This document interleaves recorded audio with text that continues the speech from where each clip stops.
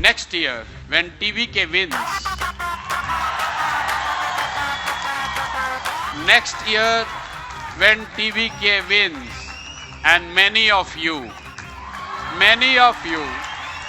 sitting on the both sides, many of you become the policy makers, the rulers, under the leadership of none other than your leader, Vijay. When I will return here to give a thank you speech, it will be in Tamil. In March 2025, this man Prashant Kishor looks into the camera and publicly says, Vijay will win the next Tamil Nadu election. Then he tells the audience to keep the video and play it when the results come out. Imagine the confidence. And last week, India started playing it. For the unversed, Prashant Kishor is a political strategist turned politician. He has run political campaigns for the BJP, the Congress, the JDU, the AAP, the TMC and the DMK and has won most of them. So the obvious conclusion, and the one trending right now, is that Kishor was the reason TVK won. This clip is being shared all over social media as if it explains everything. But the problem is that 6 months earlier, Kishor's own political party in Bihar had contested 239 of 243 seats and couldn't win any of them. In fact, in dozens of seats, Jansuraj polled below Nota, which stands for none of the above. So a strategist who can call an election a year in advance and a party leader who can lose 239 seats in a row are the same person.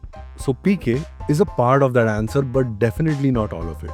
Okay, then it must be star power. Tamil Nadu votes for film stars. MGR did it, Jayalalitha did it. The lineage is clear. But Rajnikant announced his entry into politics on 31st December 2017. 3 years later, in 2020, he pulled out before even registering a party or contesting even a single election.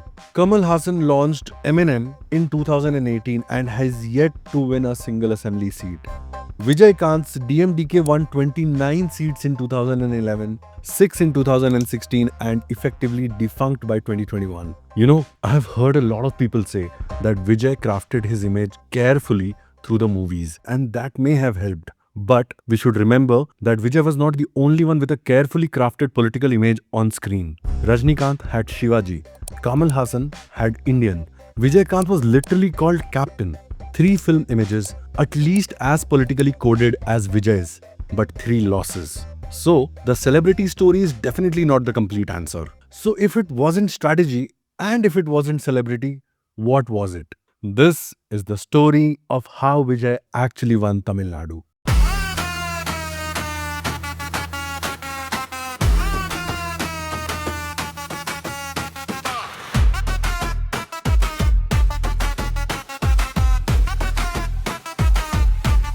Tamil Nadu has been governed by one of the two parties since 1967. The DMK and the AIADMK alternate in 5-year cycles. They have been arguing about welfare schemes and Tamil identity. The ideological difference between them has narrowed over time to almost nothing. For 60 years, the only credible alternative to one Dravidian party was another one. But in April 2026, Tamil Nadu held its assembly election and the result was a verdict no one predicted. The TVK, a party that did not legally exist before February 2024, won 108 of the 234 seats.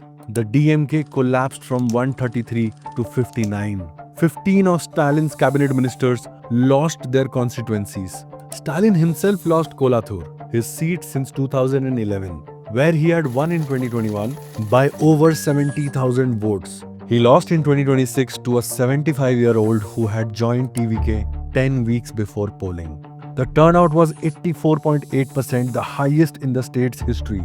But here is what we need to think about. Anti-incumbency does not turn an alliance that swept all 39 Tamil Nadu Lok Sabha seats in June 2024 into a state government collapse 23 months later. Charisma does not produce 85% turnout. Freebies cannot flip 3 of the DMK's home districts in a single election. But then what actually happened? Well, if you ask me, 3 things had to happen in a specific order for this result. And there had to be someone who could read these 3 correctly. Yes, that someone is Prashant Kishor. But we'll come to it later.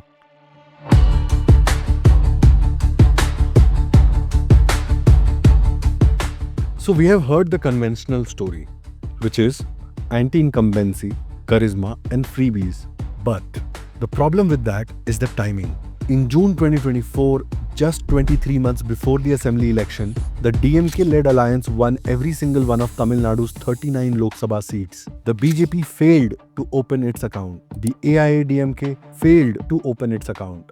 That is not a party building towards a collapse. That's a party at peak performance. Stalin had spent previous 3 years running a steady welfare-focused administration. Real GSDP grew at over 11% in 2024 and 2025, the strongest the state had seen in over a decade. Winfast at Thoothukudi, Tata JLR at Ranipet, a Hyundai shipyard, a Rolls-Royce factory in Hosur. By any conventional metric, the administration was performing. So how do you go from a historic sweep to a structural collapse in 23 months? In September 2024, MK Stalin elevated his son Udayanidhi to the position of Deputy Chief Minister.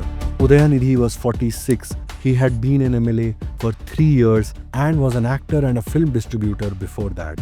The promotion meant that the third generation of Karunanidhi family had taken the second highest position in Tamil Nadu's government. The DMK was founded in the 1940s as a movement against caste hierarchy and Brahmin domination of Tamil politics. It was supposed to bring power to people whose families had never held it. It now had 3 generations of one family running it. Tamil Nadu has tolerated dynasties before, but only when the successor earned it. Stalin spent 40 years in the political trenches, but his son was fast-tracked in 3. Pushing the promotion immediately after 2024 Lok Sabha sweep did not project strength. It projected entitlement. It broke an unspoken contract with the voter. It signaled that no matter how hard ordinary party workers fought, the top floor was permanently reserved by birthright. The DMK did not need to be exposed. By treating the state's highest offices like a family inheritance, it had exposed itself.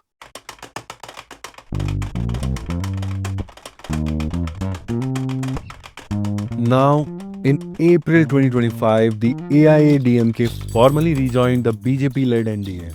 E. Palaniswamy became the chief ministerial candidate of the alliance. The BJP had spent the previous 10 years campaigning for 3 things Tamil voters had spent the same 10 years resisting, which was Hindi imposition, a delimitation that would cost Tamil Nadu 7 Lok Sabha seats, and NEET, a national medical entrance exam that Tamil Nadu had been demanding to opt out for years, with the DMK and the AIADMK both on record against it. The AIADMK spent decades positioning itself as the Tamil pride alternative to the DMK. But with one signature, it became the junior partner of the party Tamil Nadu had spent decades resisting. Its voters had nowhere clean to go.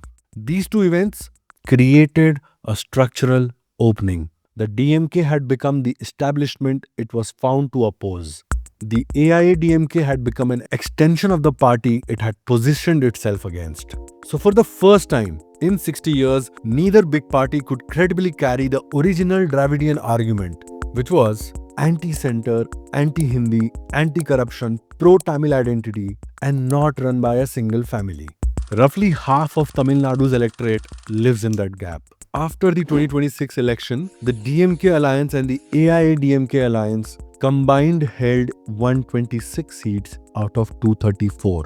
TVK alone held 108. So half the assembly voted for neither of the old party. And this is what structural collapse looks like in a spreadsheet. But a structural opening is not the same as a winner.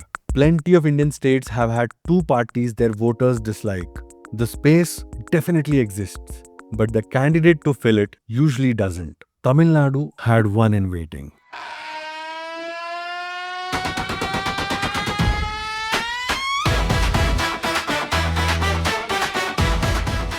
In July 2009, the actor Vijay organized his fan clubs into a registered welfare association called VMI. Reportedly around 85,000 local clubs across Tamil Nadu. They distributed school supplies, they ran free banquets, they held health camps. They even organized fasting protests for the rights of Tamil fishermen and Sri Lankan Tamils. Most observers covered them as fan club activism.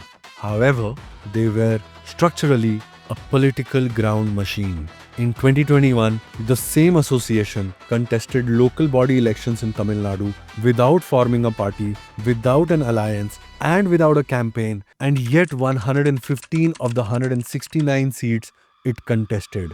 A 68% strike rate. Most established political parties in India cannot hit that. By the time TVK was formally registered in February 2024, the underlying organization had been operating for 15 years. And this is the one thing the conventional story keeps missing. Rajnikant did not have this. Kamal Hassan did not have this. Vijay Kant did not have this. But Vijay, he had spent 15 years building it quietly. So when the structural opening appeared in 2025, there was already an army standing in the gap. Not a party that needed to be built, a machine that just needed to be activated.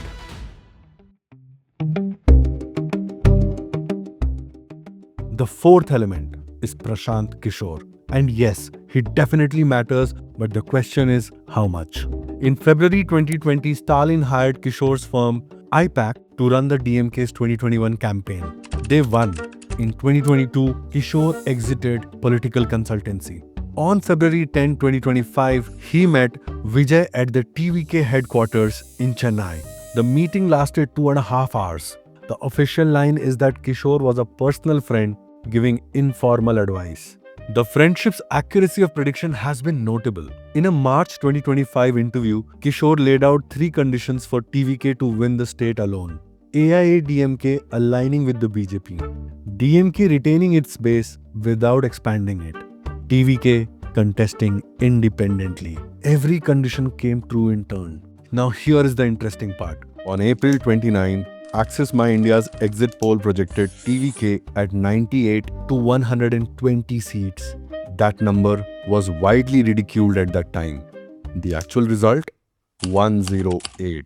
But notice what Kishor did not do for Vijay. He did not build the army. Vijay had been doing it since 2009. He did not create the opening. The DMK and the AIADMK had done that themselves. He read the field, he told Vijay when the conditions had aligned, and he gave a date. That is what a good political strategy is. A brilliant strategist is actually a multiplier. But a multiplier needs a base integer, right? You cannot multiply 0.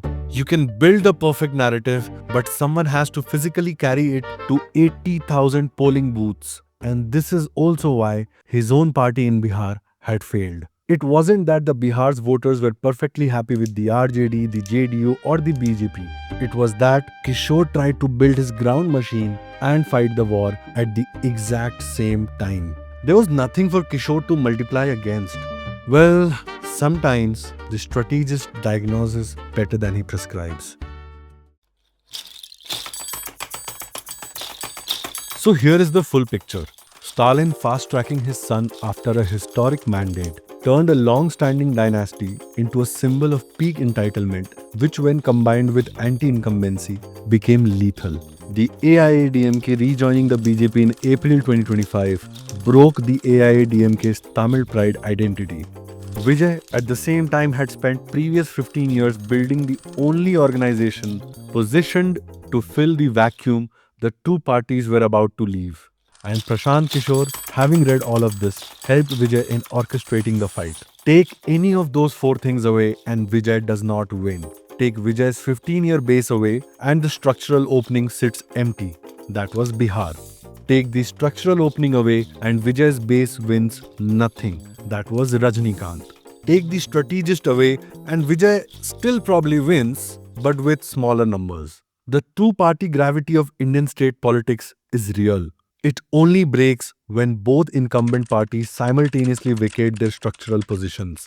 In Tamil Nadu, they did not just fail to govern, they failed to represent. That is rare. It happened once in Tamil Nadu in 23 months.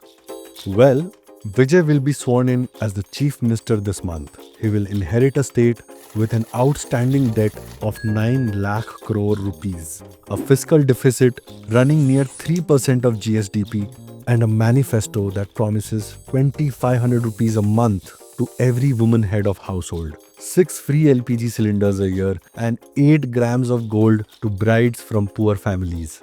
The math of these promises does not work so easily. But whether he can govern is a separate question and a longer one. What can be said now is that the conventional story of his win, celebrity, fan base, welfare auction, is the easy story. The real story is that 60-year-old party system died because two parties simultaneously stopped being structurally distinct. Tamil Nadu did not reject the Dravidian model. Tamil Nadu rejected the two parties that could no longer carry it.